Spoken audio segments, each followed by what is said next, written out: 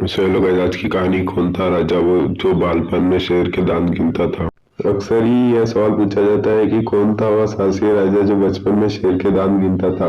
आप भारत नाम के राजा को तो जानते ही होंगे। भारतवर्ष का नाम ही साहसी राजा भरत के नाम पर भारत पड़ा था। शायद यह भी पता ही होगा कि भारत बालकाल में शेर के दांत गिनते देखे गए थे।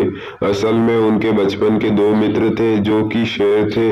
यह कैसे हुआ, इसकी कथा आज हम आपको सुनाते हैं।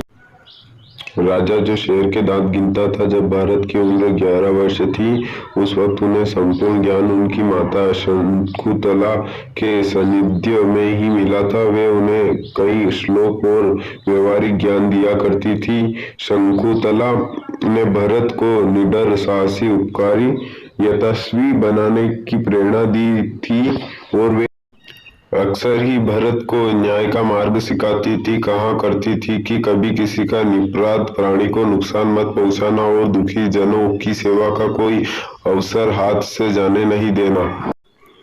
सेवा भाव से सभी मनुष्य अथवा प्राणी के लिए समान रखना।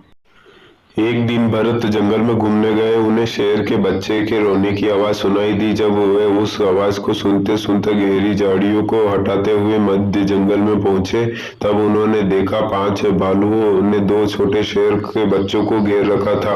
वे अपने माता पिता के बिछड़ गए थे। जैसे ही उन्हें में एक भालू ने बच्चों को झपटा मारा, दूर से एक तीर चलता हुआ आया और उस तीर ने पास ही पड़ी बड़ी सी चट्टान को तोड़ दिया। यह भरत द्वारा उन भालुओं को चेतावनी थी। अब सभी की आंखों में बालक भरत पर आ खड़ी थी। जैसे ही सभी 5 भालू बालक भरत पर आक्रमण करने उनकी ओर बढ़े, वैसे ही बालक ने फुर्ती से अपने खंडक से 2 भालुओं के शीश को धड़ से अलग कर दिया, जिन्हें देख अन्य 3 भाग गए। दोनों शेर के बच्चे बालक भरत के चरणों में आ गए। भरत प्रेम से उन्हें गले लगाया और सहलाकर कहा, चलो हम तुम्हें भोजन देंगे और अपनी माता से भेंट भी करवाएंगे। शेर के बच्चों को गोद में लेकर जैसे ही वे मुड़े, पीछे से शेर और सैनिक खड़े थे। उन्होंने भरत को अपने भावों के जरिए आशीष और धन्यवाद दिया और भरत को उनके शिविर तक पहुंचाने में उसके बाद वे शेर के बच्चे भरत के मित्र बन गए। शिक्षा, प्रेम और सौहार्द का भाव जानवर भी समझते हैं। प्रेम के जरिए मनुष्य एवं जानवर के बीच की दूरी को भी मिटाया जा सकता है और आज के वक्त में मनुष्य का दुश्मन हो चुका है। न्याय की कोई परिभाषा ही नहीं रह गई है।